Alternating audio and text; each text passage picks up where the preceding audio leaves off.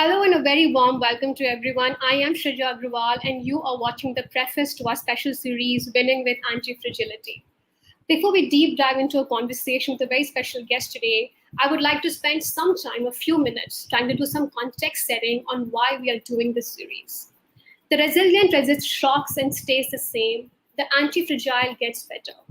Some things benefit from shocks. They thrive and grow when exposed to volatility, randomness, disorder, risk, and uncertainty. This is an extract from Antifragile, Things That Gain from Disorder, a very prominent book by Nicholas Nassim Taleb. Nassim Nicholas Taleb believes that resilient characters can sustain and resist shocks, but those who are anti-fragile, they get better. The precarious ramifications of the COVID-19 pandemic induced India's socioeconomic landscape to be recalibrated in an unprecedented manner and at urgent pace. The need for an organization to be anti-fragile has been amplified because a company that is anti-fragile is like a muscle. Muscles easily wear or tear due to overexertion and crack under pressure. Yet muscles that are injured in this manner regenerate and rise from the ashes like a phoenix to get back up to the top. Digitization became the next normal in this new landscape and the new model for all organizations to adapt to. This has been a boon for businesses with a massive rise in demand. Yet, like a balloon overfilled with water, some companies implode because they were too fragile to get used to this change. Still, many have come out of it better than before to emerge stronger and more robust, and the odds are, decades from now, these institutions would still persist in thriving, irrespective of fluctuations in the economy and any other unforeseen outlier events. Generally, those that are anti-fragile benefit from such volatility and shock. The current thinking or the thought process, however, follows a very linear and archaic way of thinking, when thought actually should have been various directions to grow and learn rather than one direction, which is called non-linear thinking. How can these companies continue to be resilient, and how can they nurture this resilience? How would scores of workers adapt to this non-linear thinking and what it entails? Are they able to identify and deal with stressors and foresee them to combat them? What strategies would companies employ to be invulnerable to future disruptions? To talk more on some of these ideas, please help me welcome Ronnie Screwvala, a serial entrepreneur, author, philanthropist, and founder of upGrad. I would also like to get some ideas from him about his new report, Non-Linear Thinking, and understand more about anti-fragility in this new industrial revolution and the road ahead. Ronnie, welcome to the show, and thank you for putting your time and energy to this on a Wednesday evening. My first question to you. Thank you for having me. Go ahead. Let's fire off. Sure. My first question to you really is that corporations and organizations really have kind of been jolted out of their black swan blindness. All this while, we really behaved as if outlier events don't exist, abnormalities don't exist. My first question to you really is that what is the meaning of risk for organizations in a post-COVID world when they really have been jolted out of the black swan blindness? And what strategies can really be employed and formulated by people and companies when they really can't rely on past for precedents and ideas going forward? So you brought about 2 or 3 aspects, and let me just first talk about the first part there, because I think people look at this as a benchmark for COVID, and looking at that as a trigger that says, oh, the world has changed. Now, one thing I need you to understand is that this is even pre-COVID, because I think non-linearity and the ability to be out of your comfort zone and that you're going to be disrupted is something that was a reality before that.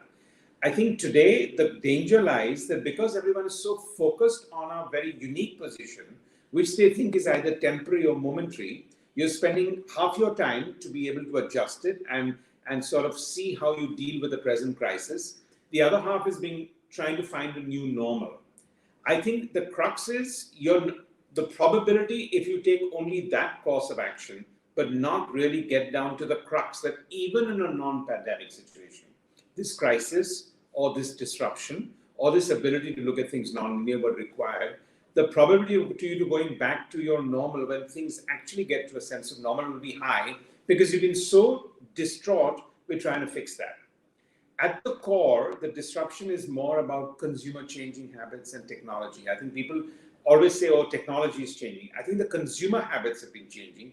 Without consumer fueling change of consumption habits, change of wallet share, change of how they want to touch and feel, do whatever they want to do, you wouldn't have technology having a free run in that. So I think today the problem is that as organizations grow larger, the natural thing of process, hierarchy, comes in. The minute you do that, the conversations get a little bit more conservative. Risk-taking comes down in an organization because you don't want to stand out from the sandbox that's been created for every decision-making process. So when you don't do that, you get conservative, you get risk, you get a little risk averse.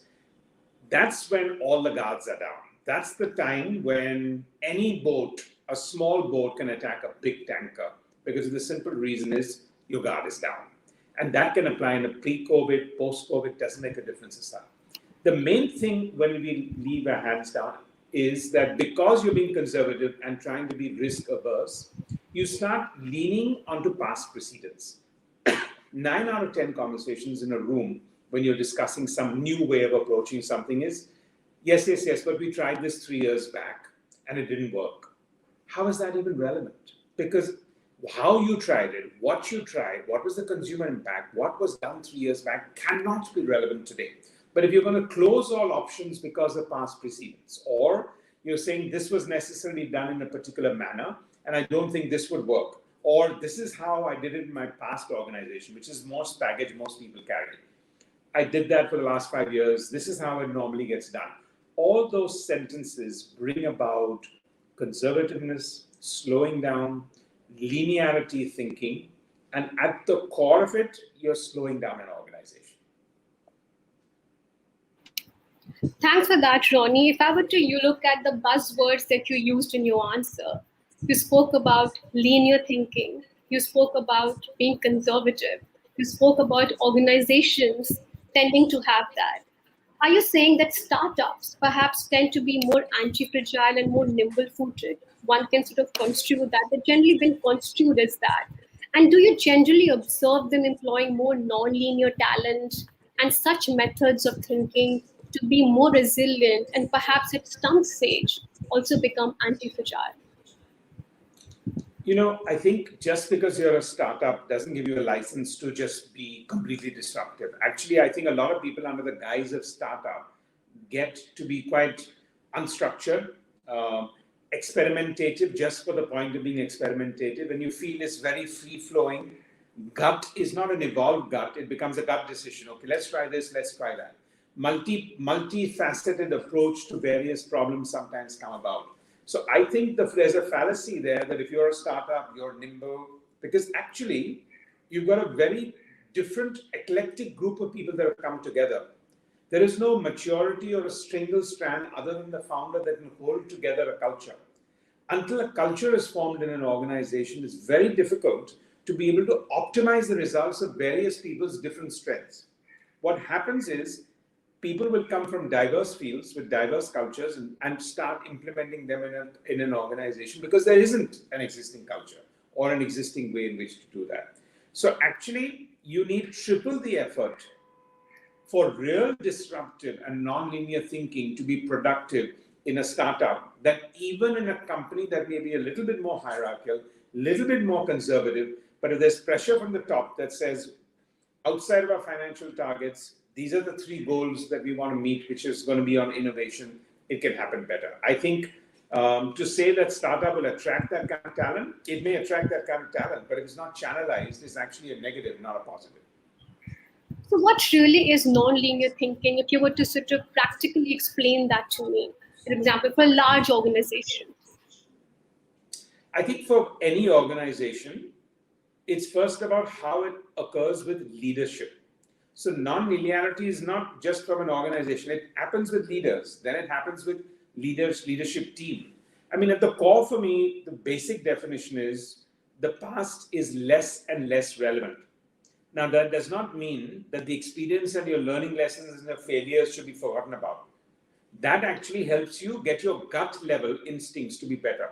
But how you did what you did is becoming less and less relevant. You have to accept that. Second, you have to accept the fact that you're not taking as many risks as the 21st century demands of people to keep moving even in the same direction. So what is your risk-taking ability? So if you leave the past behind and increase your risk-taking ability as individuals, as organizations, as teams, that's the only way I think the rewards will be substantial. Now, that does not mean things won't go right. And my theory, for example, what works for me, sometimes even works at a ratio of 8 failures and 2 successes, but you still come out fine. Now, many organizations cannot accept that kind of culture because you don't know how that would go. And that would defer to people. But to think that you're going to go about being risk and do that, but only if you can guarantee that the results are going to be positive, means you're not taking enough risks, because there's no such guarantee as that. So for me, the formula, for example, is that if I fail 8 times and get it right twice, it's a phenomenal ratio. And I'll explain to you why. Because when I get something wrong, it's a minus 1x. I bet whatever it is, the idea, the deal, the time period, the money, whatever those resources, and it didn't work. That's a minus 1x. But the 2 things that do work have to work really big. They have to be 20x or 30x. For them to be 20x or 30x, you need to have minus 1x's, quite a few of them. If you want to protect those minus 1x's, you'll get a success will be a 3x, will not be a 20x. But if I get 2 successes at 20x, that's 40x. And if I get 8 wrongs at 1x, that's minus 8. And that's a plus 32. And I know it sounds like a mathematical situation, but if you don't open your mind to getting a no on the ones that are going to be negative, you will never get multiple x's for the ones that need to be positive. That's well said, and that's pretty insightful, Ronnie, in terms of that you have to secure your 1x's to get those outliers. So what is the conversation which a CEO of a company should have with its A team? I think multiple. One is when anyone is coming back and saying, firstly, one of the things where my antenna goes really up is when people feel, look, there are 3 people I've worked with in my past and I want to bring them on the team because really we'll be able to get fast forward really fast. That's a red light to me. Not because I think it's unscrupulous or whatever else. I just think that when people want to have the comfort zone of bringing people from their past employment, they actually want to get more into their comfort zone. It's not going to have the efficiency because that 4 people will second guess each other. Innovation will go down the dogs completely because what will happen is most people will look at that and say, oh, I can, he finishes my sentence, we know what we're doing. So nobody's learning fresh. So that's one thing. Am I building a very fresh team? That's my first thing. The second one is really, I do have questions and answers that, okay, in the last 3 weeks, 4 weeks, what are the different risks that we took? Now, we have to be careful with the word risk because we don't want maverick people walking around an organization because the word risk sounds like, okay, we can do anything we want to do, obviously. So you got to use the word in a very carefully calibrated manner so people understand that what have we done to make a plan outside of the ordinary? What are we experimenting on? What are we putting at risk? What are we putting at stake? How are we upping the ante outside of our comfort zone? Those are the conversations that I think need to happen. And the third one is, like in any organization, 1 or 2 sections or silos can't take a risk and the other are extremely conservative. That's even worse than anything else. So the rhythm and culture of an entire team coming together and having the same culture is very critical. That's interesting, Ronnie. I would also want to understand from you that increasingly you're basically talking about the talent which can think non-linear in that non-linear fashion. So how do we make sure at a time when there's... At a time when? Yeah. Can you hear us? Yes, I can hear you. You were saying, how do we make sure at a time when? Yeah. Can you hear me, Ronnie? Yep. Okay. Yes, I can hear you completely. At a time when there's so much conversation about working with a bot, which could really be a reality, the AI and the human interaction, where does the non-linear thinking come in between? How can that really be a viable solution? But essentially, we really have been an economy in India which sort of has thrived on jugaad, which we sort of love frugality. We've always been people who have always tried to say that let's work our way very hard to the top. But now increasingly the concerns coming on this man-machine interaction. So what role does non-linear thinking really play in that regard? So, Shrija, I think you put two, three things all together in one go, in one question. And so, not to confuse some of our listeners, I think it's important that I break that up, at least the way I see it. I mean, I think you used the word bots, and then you used a couple of other words there. But I think when it comes to bots, I think when it comes to anything to do with data and its artificial intelligence, and it's normally fed from a strategy. Because you're doing that does not in any way mean that at the crux of what you feed in can't be disruptive and can't be nonlinear. In fact, actually, the results will be exponential if you can use some of the elements that you trained your bots in, or you've taken your data and analyzed and actually look at it in a much more disruptive manner. Jugaad, unfortunately in India, I think is mostly misused because most people think of Jugaad as shortcut. Okay, it's a shortcut. It's a very, let's do it. I don't think that's what Jugaad was. Jugaad was, I don't have a choice. I will find a solution. I will find different solutions to different things. I will find, sometimes I'll find economic solutions, but I'll go find a solution. Versus, I'll find a shortcut. Shortcut can also lead you to the place, but the probability is that it may not be the best way to go about it. So I think Jugaad, we have to be careful for. I would not subscribe and put that in the same field of what I think is non-linear thinking, because non-linear thinking is a practice. A shortcut you can't take every day of your life. You can take a shortcut a couple of days of your life. Non-linear, if you got that, you should be doing that every day of your life. I would sort of come down to that, how should schools and colleges inculcate and nurture a sense of non-linear thinking and build resilience? But what we're seeing across the board right now in economy, there seems to be an obsession about unicorns. Unicorn obsession, both on the part of startup founders and investors, I think it's fair to say. I want to understand from you that non-linear thinking, which essentially plays a huge role in becoming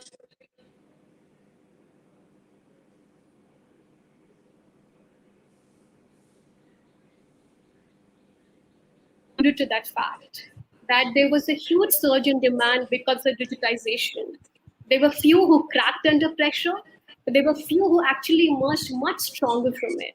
And if I were to look at it from the outside, some of the organizations which are more startup oriented and nimble footed have played a very interesting role in that. I want to understand from you that as a startup founder, as an investor, how can one gauge how non-linear the thinking is? How non-linear the A team is, how non-linear thinking the team of the people joining the A team is. How do I measure that? So, firstly, I think you use the word unicorn, for example, and that's not the answer for anything else. Okay, it's phenomenal that we've got 31 going on 32 unicorns, and then when everyone's getting bored of the word unicorns, you use the word soonicorns, decathons, and whatever else. I mean, as far as I'm concerned, there are a couple of, animals with single horns that you'll find in the Himalayas. So I don't think everyone's walking around being obsessed with being a unicorn. I think 90% the media is obsessed about it because that's the best way for them to get a headline. And about 10%, it makes the founders start getting, because then it's an aspirational quality to get the media coverage to be able to do that and attract maybe 4 or 5 investors who just like that word, because it just sounds that you separate the men from the boys. The word unicorn does not separate the men from the boys. Building a sound business, a profitable business, a long-term business, separate men from the boys or the women from the girls, whichever way we want to look at that. So I just want to be very clear about that, because I think we constantly put benchmarks that are quite false, hollow, and then everyone feels, okay, so I don't want to be a subscribe to the thought process that, oh, that's a driving force today, because it's a means to an end. Now, coming to the fact that how do you see that? I think it really depends on the leader. It depends on the founder. Culture in most organizations, other than very large organizations or very large multinationals, the culture starts normally with the founder. As the company grows, it's the founder plus the leadership team. And at best, it's about the 30 people out of a 3,000 people, even if it's a startup. that 30 people define that culture. So if the leader is someone that you feel has got the right approach, that they're going to question the constant. It's not just nonlinear thinking that every time somebody says, oh, this is straight line, say, wait a minute. I don't think straight. I only think crooked. No, that's not nonlinear thinking. It's about pushing yourself to the hilt. It's about constantly questioning why you would do what you want to do. It's almost a little sense of creating your own self-crisis without putting the pressure on it. Because if you start creating a crisis and being very, very overreactive, you can actually feel stressful. The real maturity comes in when you create that sense of stress and you create that sense of anxiousness without necessarily causing stress to yourself or causing stress to your 30 people in your core team. So I think from the founder to the team, to a core of 30 people and 3,000, I would gauge those and see, are they thinking? Are they questioning the constant? What is their narrative? Even in a group meeting, are they all talking about things in a very linear manner? Oh, this is how it got done. This is the incremental benefit. Is any new conversation line being appreciated? When anyone comes in with a disruptive thought, are 5 people shutting that person down and saying, no. Don't forget it. We didn't try that. Let's first stick to what we need to do. You'll know that in 5 minutes. Okay. I think we are moving towards the end of our conversation, and I would sort of want to break this down for you, Ronnie, that to be anti-fragile now is the new desirable trait, especially post the pandemic. Now, if I were to divide this into 3 buckets, you have the large conglomerate, and you spoke about it, the kind of leadership conversation you should have with the A team. You spoke about startups quite a bit, about the unicorn obsession, and you don't necessarily believe in that. And you actually alluded this entire obsession to us, that the media is playing a huge role, which I'm not buying, but still we're moving forward to that. I want to understand from you that we are also moving towards a large gig economy. So how can individuals, as opposed to organizations, develop anti-fragility? What is the methodology for that? No, that's a very good question. And I can say actually that when I'm in a gig economy, the probability of me therefore being a little bit more in control of my own destiny and being a little bit of my own boss and being a little bit more selective and therefore being able to be multi approach to different things, because I can do this for 6 months and I can try something completely different for another 6 months. It's like doing undergrad in a US university, right? You can take 3 subjects, then the next term you can take 3 subjects, then the next. By the end of 3 years, you've taken 9 subjects, and now you really know what you want to do in life. Versus, say, in a normal country, it is either you take arts, or you take science, or you take commerce, or whatever else. So it's a little for you personally to say, I'm going to think differently. I'm going to question myself. I have that flexibility to do that. Because actually in a normal organization, unless everyone has a culture for it, it's very difficult for 5 people to be non-linear. But if you're an individual, as a professional who feels I'm delivering a service and I can move to another sense, actually you can be a lot more non-linear, more pushing the envelope, more questioning your own self and being able to go forward. Okay, taking it further from this question, I want to understand from you, since you're also an educationist, that what can the schools and colleges really do to inculcate and nurture a sense of non-linear thinking and building resilience? Would those who are fresh out of colleges and schools be able to cope with this constant technological breakthrough?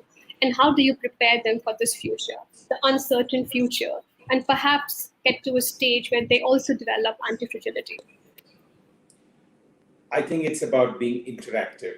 I think most conversations and teaching need to be highly interactive. It's not a one-way street. I think our pressures in our systems and education systems are so strong that we need to complete a syllabus or complete examinations, and we're judged by our outcomes only based on marks, not necessarily the participation, not my ability to ask the right questions. So why would I participate? What's my motivation to participate in a class if I'm not even ranked on that? So I think competitive thinking in a class, ability for interactive question and answers, a sense of case study approach. And I think part of the reason why some of the, America, therefore, in school, they lag, and I think we do much better. In college, people aspire there because it's a very interactive learning process. It's not a professor that comes in and first thing he does is write long lines on the board or turns to page 62. They have an interactive conversation. Everyone talks. Then in between, 5 people will talk and the professor will not interrupt. The minute you get to that level of understanding what life is about, you now know it's absolutely comfortable in an office environment or in any environment or in a home environment where it's not hierarchical and it's not subservient. So if the teaching can be a little bit less subservient and less one way, and competitiveness is taught right at the very early stages, I think it's phenomenal. And it takes very little to do that.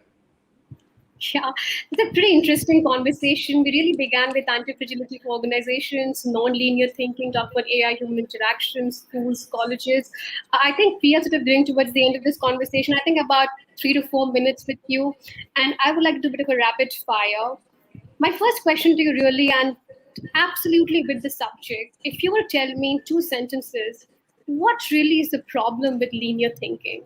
What would that be? It's stagnant. It's a comfort zone. It's something where you're not learning. Your learning curve is actually slowing down. I would almost go and say it's almost like feeding Alzheimer's or dementia into your system because you're slowing your brain cells if you're not questioning the constant and you're accepting what it is and you're going with the flow and you're getting into your comfort zone. Okay. And what are you Netflixing these days? What am I what? Netflixing these days. I'm sorry, I missed that. I couldn't hear. What are you Netflixing these days? I'm really sorry, I couldn't hear that. What are you watching on Netflix these days? What am I watching on Netflix these days? Actually, I have to say there are so many industry reports, and between education and some of the factors in the not-for-profit that I am, I have to say, unless I'm pushed into something at this point, I'm actually watching, when I do watch OTT platforms, I'm watching documentaries and a lot more reality than fiction. And how non-linear is Ronnie Screwvala in his thinking? I'm not a self-opinionated person. I think somebody else has to assess what it is. And maybe you can tell me how non-linear have I been in the last 30 minutes with you and not put up a show that I'm being non-linear, but actually you think I'm really passionate about saying that we need to be non-linear. Because I believe I don't accept anything. I do constantly question and I am non-linear. I think what struck to me in all this 30 minutes was this one sentence of yours where you said that you put yourself constantly into moments of crisis and self-crisis without physically exerting yourself. I'm not really sure how many CEOs do themselves this in reality. But my last question to you, and just like an offbeat question, you essentially are a movie guy. And if someone were to play you in real life, who would you want that person to be? If I were to what? If someone were to? Play you, the non-linear thinking guy in Bollywood, whom would you think that would be? See, firstly, I'm not a movie guy, but I do like storytelling. I've been in media and it's been a diverse field. But I think if I had to pick a celebrity, if that's what your question is, I would pick Shah Rukh. He's extremely non-linear thinking. He is, I find him to be an entrepreneur. I find him to be always pushing the envelope in a very different sense, multifaceted, getting it, scoping the room, everything. Super smart. Okay. Good answer to that for Shah Rukh Khan. And I think just before we sort of end this conversation, it would be good for me to sort of ask you, at the risk of sounding cliche, but one non-linear thinking thought process which really helped you in the last 2 years, which have been completely tumultuous, and you could perhaps tell yourself, okay, this is the way going forward, and just actually solidify the non-linear thinking process, what would that really be? I think dropping multitasking and being a little bit more focused, I think has helped me a lot. Second, understanding how important it is to stick it out, because I think most of us call it a day very early in life because we estimate success to come at a particular stage. It doesn't come, we get disillusioned, we get disappointed, we almost term it as failure, and then we give up.